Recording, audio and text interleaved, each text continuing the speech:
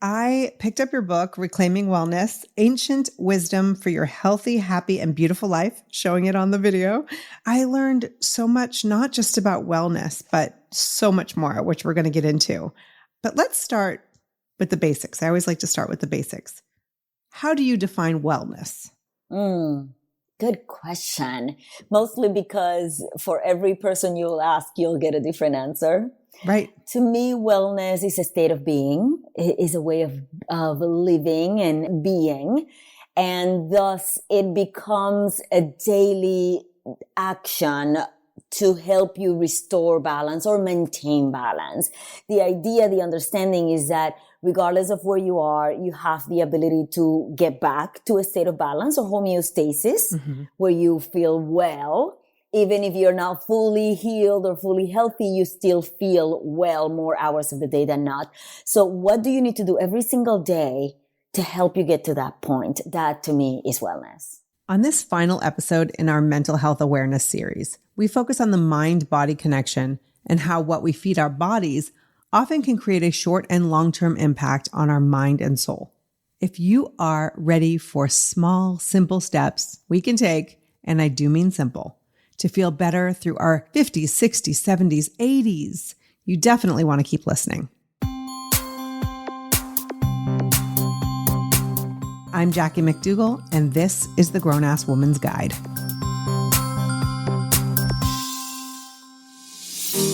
After a day of go, go, go, balancing work and 3 teenagers trying to juggle the unexpected things that pop up daily, I sometimes have a hard time settling down and prioritizing my inner calm. You know what I'm talking about. But recently, I discovered Element Apothic. Their CBD products for achieving a restful night's sleep and stress-free days.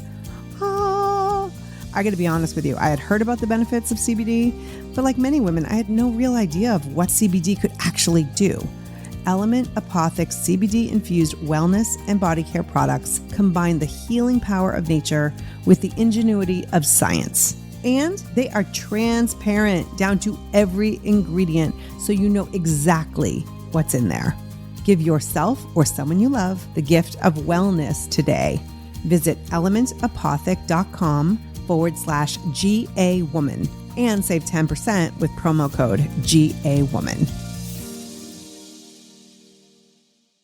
Jovanka Sierras is the author of Reclaiming Wellness, Ancient Wisdom for Your Healthy, Happy, and Beautiful Life. She is a certified wellness expert, integrative herbalist, nutrition educator, and coach who offers lectures and workshops in Spanish and English. Jovanka is on a mission to inspire people, especially Black, Indigenous, and people of color, to reclaim the wellness practices of their ancestry in hopes that they too can reclaim their natural and rightful state of wellness. When you think of wellness, is it physical, mental, spiritual? Is it all of it wrapped up together? It definitely is. You know, we're not just a body. We are also these beautiful souls and these beautiful minds that are incredibly powerful. And one without the other will not really be a balanced life. And so then again, talking about the actions that you do every day, perhaps your body is perfectly well, but your mental home is not. So what do I need to do to help me restore balance at a mental, emotional level? And some days it might be spiritual, some days it might be physical. Right. So sort of like see what's off balance and then spend a little extra time in that area. Correct. It's very much a holistic approach of body, mind, and soul. I love it. So what kind of mistakes do you think we are making when it comes to how we look at wellness and how we treat wellness? I think the biggest problem with modern society in general is that we believe that what is in front of us is the most important. And we become obsessive with this idea that in order for us to feel, to be, to achieve, we need to be perfect from the point of view of whatever we see in the mirror. And nothing could be further from the truth. Number one, because perfection is an unattainable goal. We will never get there. So instead of choosing perfection, let's just try to go for excellence, perhaps. Let's try to redefine this idea.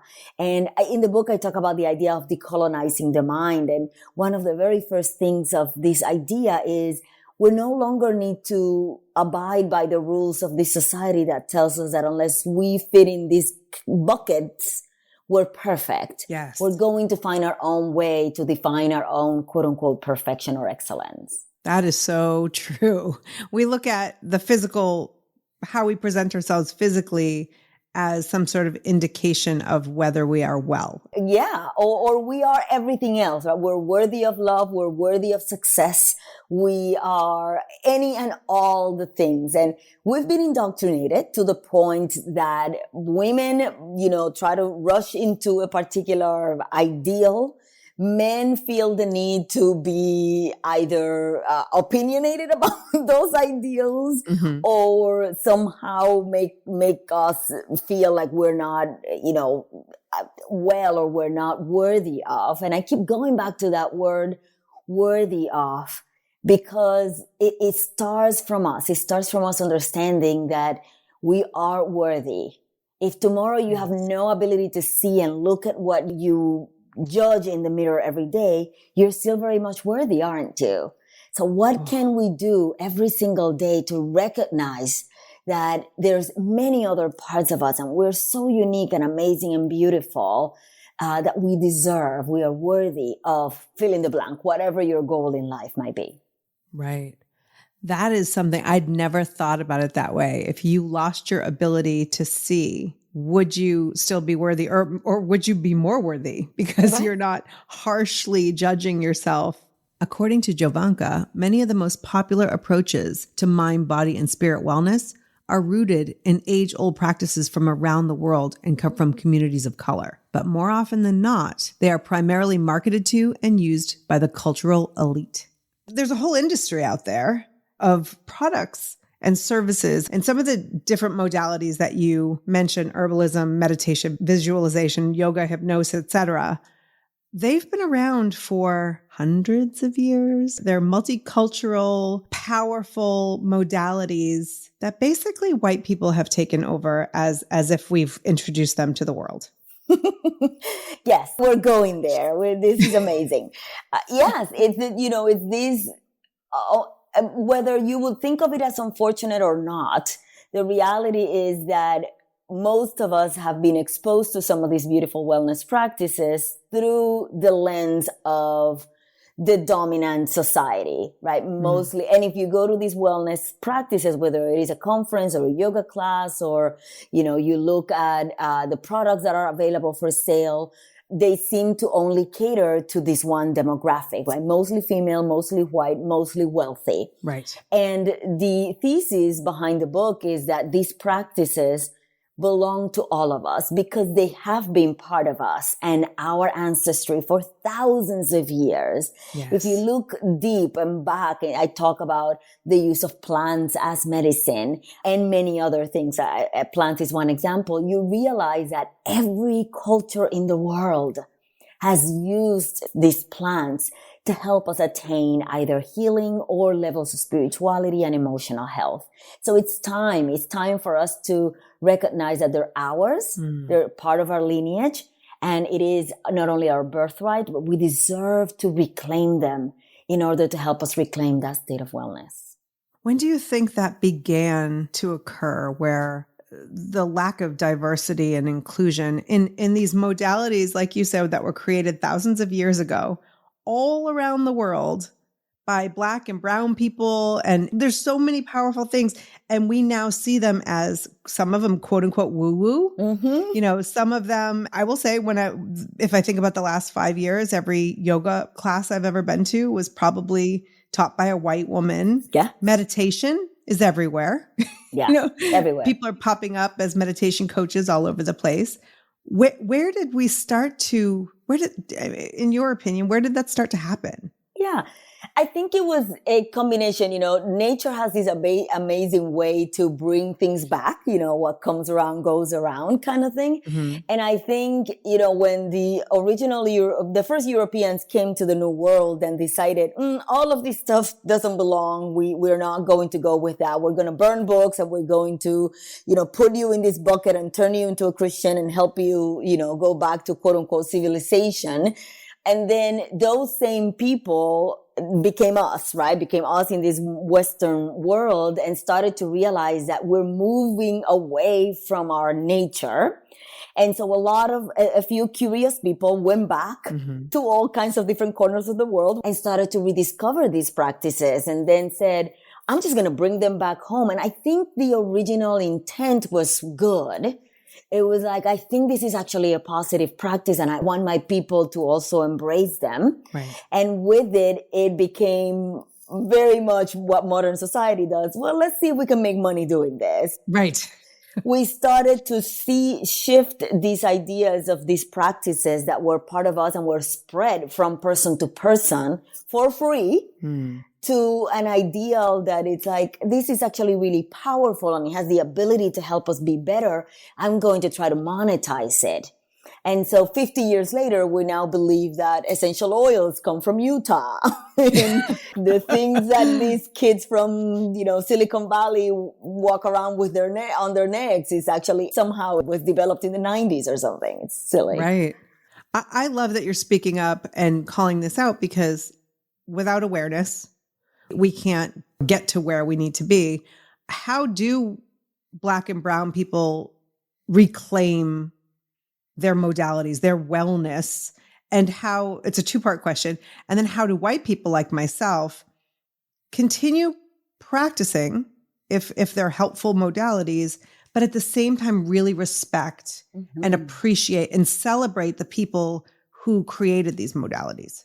That's a beautiful question. And because it allows both people, whoever is listening to us, to recognize we all have a part in this entire process of reclaiming.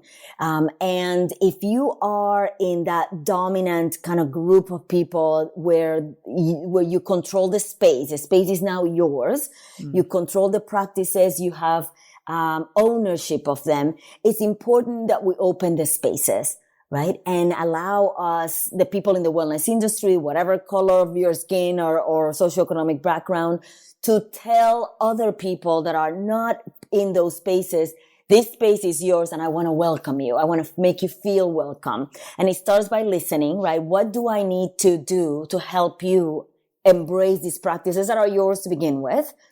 Whether it is offering classes at low or no cost. It might be, offering discounts, educating others, bringing resources to open those spaces where the communities live. If you are a member of those communities that have not, in the modern world, in the modern era, truly embrace these practices, then one of the first things that you could do is do things like pick up a book or go to podcasts like yours and others and start listening to the conversation. Because even though there is an inclusion issue in the wellness world, a diversity and inclusion issue, it's getting better. It's definitely better than it was when I first started in the wellness world. And it's slowly changing. And you'll see a lot of people of color going out in the world and letting not only our communities, but everybody else know these practices are here. Let me educate you. Let me help you fall back in love with them and tell you how to use them to your advantage. Yeah. I walk that line of understanding, I think about cultural appropriation, right?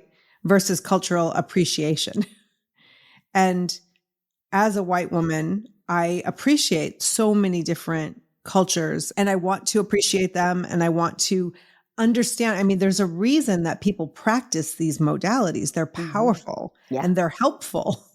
And so it's important, I believe, for us to include the people and also maybe go to the classes that are led by people who have this in their cultural history.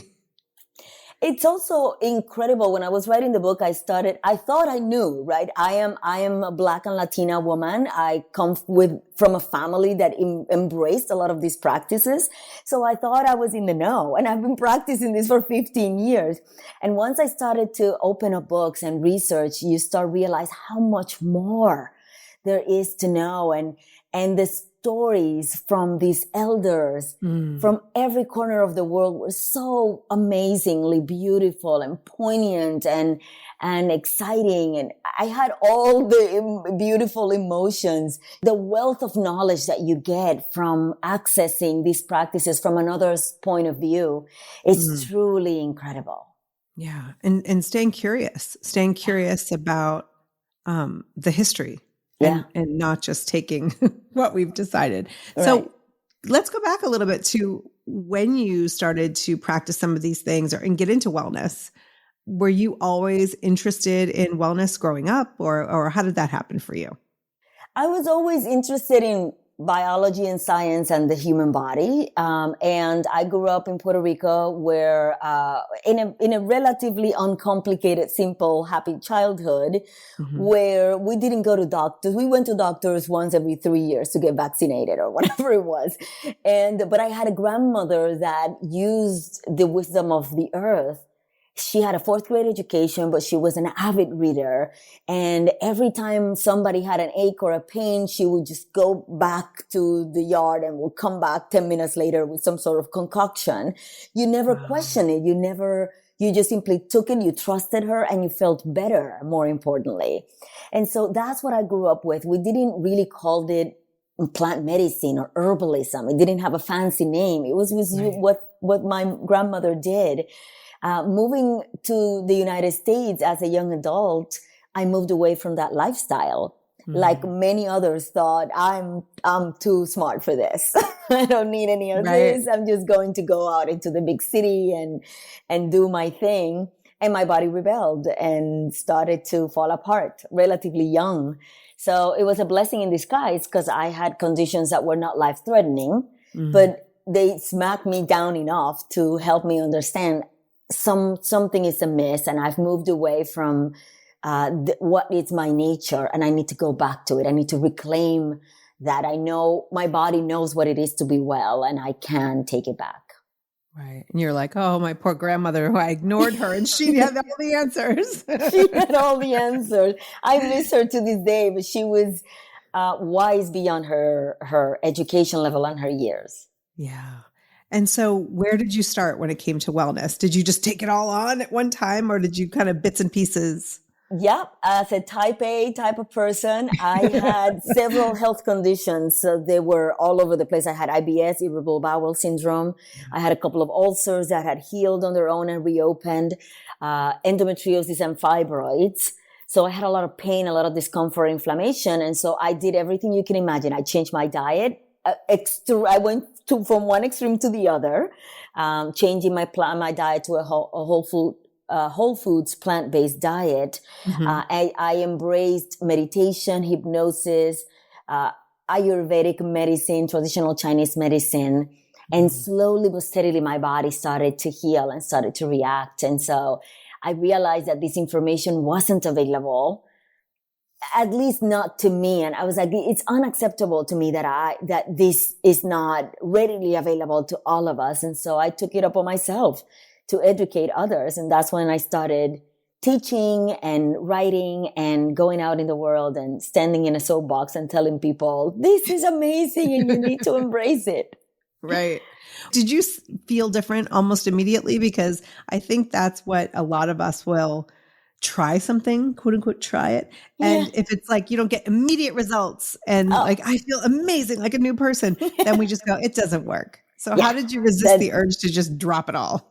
It is definitely the way of being, right? Like I need to take a pill and feel better immediately. Yes. This is one of the reasons why I love herbalism, herbal medicine so much, is because these plants are very safe, but they make you feel a certain way relatively quickly. So I started taking these plants, and within a cycle, it wasn't overnight, but it was within a matter of 21 to 28 days, I started to notice, I'm not complaining about pain as much. what am I doing? What is actually working? What is not working? This is one of the reasons why I love plant medicine and herbalism, is because it helps people get out from that discomfort into a place where they can then accept new and different ways of living and things that will take a little longer to implement. Right. And so what kind of herbs or plants were you reaching for first to find relief? Let me tell you, to this day, there's about 5 that I still use to this day. I will tell anybody if you want to start there. Most of us have issues with our stomach or with our digestion. And depending on what your symptoms are, there's an Ayurvedic blend. These are spices. They're fennel seeds, coriander, and cumin in the exact same ratio. So if you're taking 1 teaspoon of one, you do 1 teaspoon of all the others, and you put it together in a pot of water, maybe 16 to 24 ounces of hot water, and then sip on that. It might taste a little bit soupy, maybe a little bit like a broth, and that's okay, but it's actually very palatable. And then the other 2 that I absolutely love are ginger. Ginger is every single day in my life. There is ginger in tea form or in any other form. And, and the other one that actually, I guess there's 4. The other one that I blend is also fennel seeds with ginger. Okay. So I do the first 3 that I mentioned, and then ginger alone, ginger with other plants, or ginger with fennel. Phenomenal to help you with indigestion, gas, bloating, and other issues. Oh, nice. And I'm going to type all this up in the show notes as well, so that way people can see the different recipes you're talking about. So when it comes to accessibility, are you saying like you could just go out anywhere and source these herbs, or are there specific things you need to look for, places you need to go to get them? Yeah. The idea behind not only this particular section in the book, but everything in the book is it needs to be accessible. If you are, to me, I when I was writing the book, I was always thinking about this single mother of 2 with a job and a half, and she had no time or a lot of resources to actually spend an extra few $100s in these kinds of things. So the herbs, for example, that I just mentioned are things that you can buy in the supermarket. You can probably spend less than $10 on all of them combined, and they will last you several weeks, if not several months. So the entry barrier is relatively low. It's easy for you to consume them. Tea form might be the easiest way to consume them. But other practices like meditation, for example, and visualization techniques, you can, if you have access to the internet, you can go to YouTube and type in, visualization examples, and you'll find a million videos teaching you how to do that. Yoga classes, there's a ton of them that are free and available to all. All you need is a computer or a phone device and an internet connection. And so you need to find a way to implement them and incorporate them into your life based on your particular needs. Because the last thing I want is to add more overwhelm to people's lives, and then people will like drop them, and that's not the goal. Right. You mentioned visualization. When I picture or imagine, somebody visualizing, it's often the athlete, right? This person who's at the top of their game. What do you personally use visualization for in your life? Oh, I use visualization for everything. From simple goals, and this is something that I teach people when they're not used to the practice and they need to kind of get comfortable with it. We're constantly daydreaming. We're always thinking about something.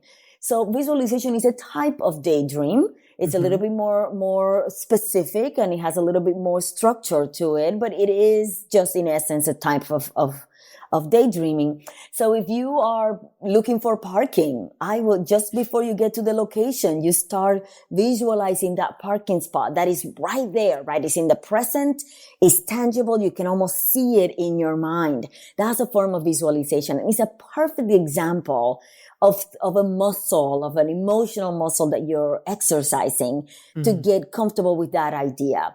And you can start with something very simple, like finding a perfect parking spot.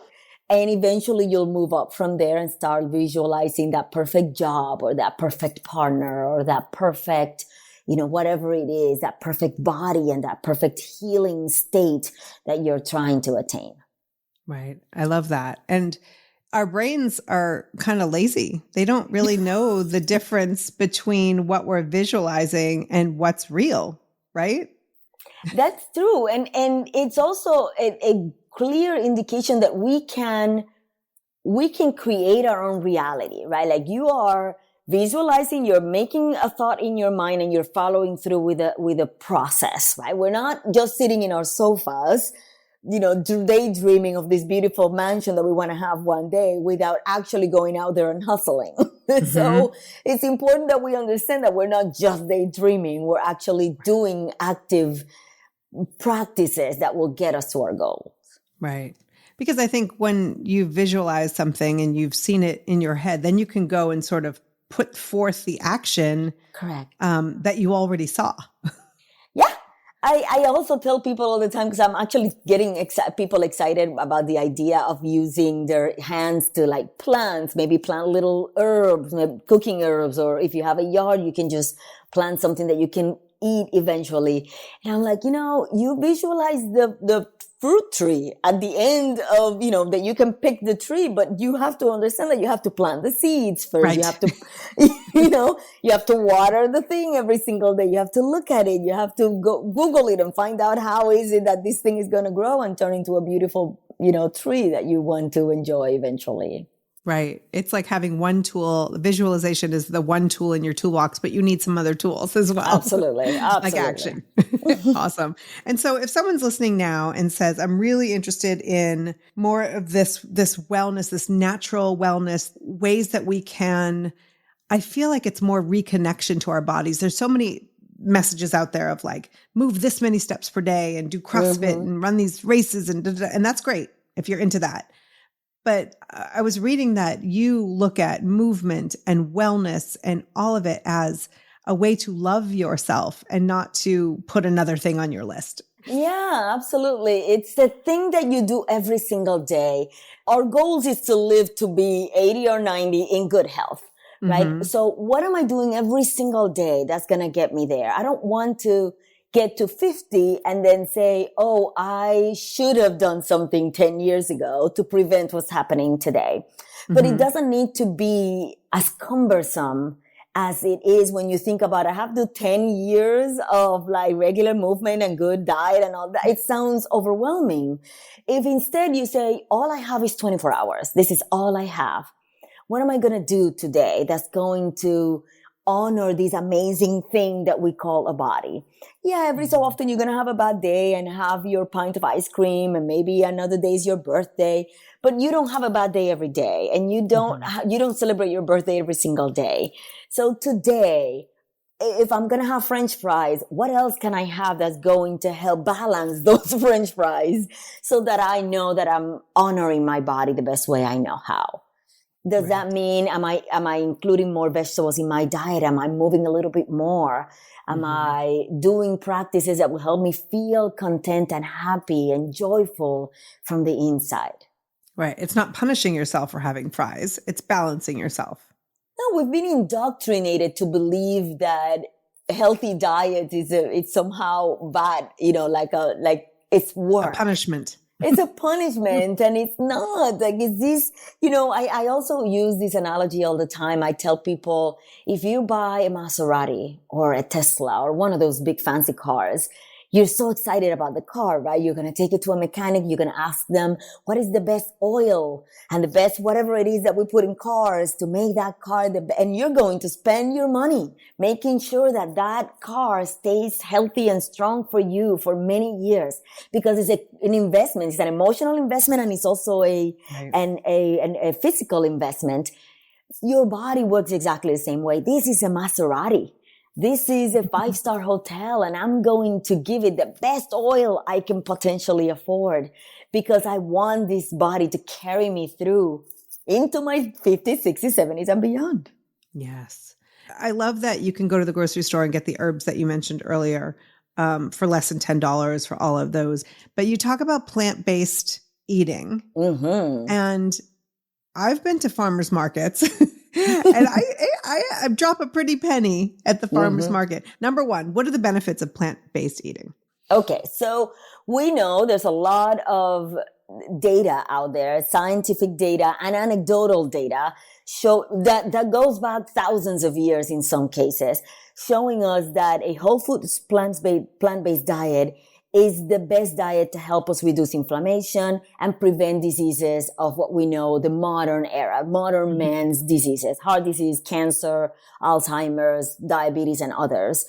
This particular diet is the diet that physiologically works better for us. We have the ability to find most of the nutrients that we need from a whole foods plant-based diet. And we have the ability to prevent the diseases that are killing the vast majority of us today. So to me, it's a no-brainer. I understand that it's very hard to change people's mindsets about diets. It's almost like changing religion or political affiliation. But the truth of the matter is that in my practice as a wellness coach, I see it every single day. People come to me after a catastrophic diagnosis telling me I need to go back to eating more plants or heavy plant-based diet.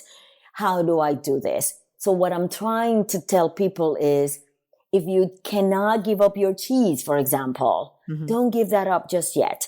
Learn what works for you, educate yourself, and as you do that, incorporate more plants into your diet. So don't give up the cheese, but maybe give up the chicken. Okay. Don't give up the red meat, but maybe give up all other kinds of flesh until you educate yourself and you slowly get to a point where you're ready to take it to the next level. Okay. And then when you do want to even incorporate more plants, as you said, and I love that, where it's like adding instead of subtracting, at least at first, where do all vegetables, are they created equal, or are we looking in specific places? Because there are places around the world where you can't find fresh vegetables. I know. And even in the richest countries in the world, we'll see things that we know today as food deserts, right? You see it in lower economic cities or regions of the world. What I tell people all the time is start with what you know and love. There's a chance that you have one fruit or one vegetable that you absolutely love. How can I remake that particular vegetable? You go to the supermarket and you find the one that you absolutely love. If you don't love any, or if the ones that you love are really expensive, then let's find some other alternative. What might be some that might be in season, that might be locally produced, so they tend to be a lot cheaper that way. And I'm going to take that home and I'm going to go online and find out recipes that will help me, make this experience enjoyable and palatable and exciting for me to try more. And slowly but steadily, it takes us about 21 to 28 days to build a new habit. Your taste buds take roughly that long to change, but they will change. And eventually you'll start realizing, oh, this is a new way of eating. This is a new flavor I've never tried before, and I'm enjoying it. What else can I do? What other vegetables or fruits might be in season, might be grown locally, that I can enjoy for less, right? Within my budget and my budgetary needs, and then slowly move up from there.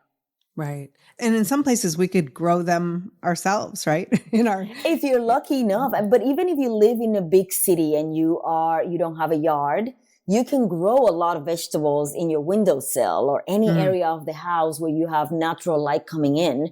It might not be a big fruit tree, but it could be, summer squash or many others out there that you can enjoy and grow from home. Right. I love that. I think it's really easy to expect that people can just go out to their local food store and grocery store and find organic, fresh vegetables. I like having these conversations because I want to be more knowledgeable and aware of what the struggles can be out there, and not just be like, everyone can go to Whole Foods, Right. The truth of the matter is that there's many options, and it could get really overwhelming when you start thinking about eating healthier or being healthier. There's people telling you, well, you can only eat organic, or you should only do this, or you should only do that. And the truth is that a lot of us, the vast majority of us, are so far away from where we need to be that any first step is a good step, right? And so if we start just simply by understanding our bodies are these amazing machines that are very resilient, Yeah, it would be easier to eat organic versus non-organic, but your body in this amazing wisdom has the ability to flush out chemicals when there are actually too many of them in the body. And so we can do things like say, well, I'm not going to worry too much about organic because it's not in my budget, but I'm still going to focus on eating the rainbow, for example, making sure that every day I have at least these 7 colors in the rainbow in the fruits and vegetables that I consume every day. That alone will take you farther than almost anything else out there. Right.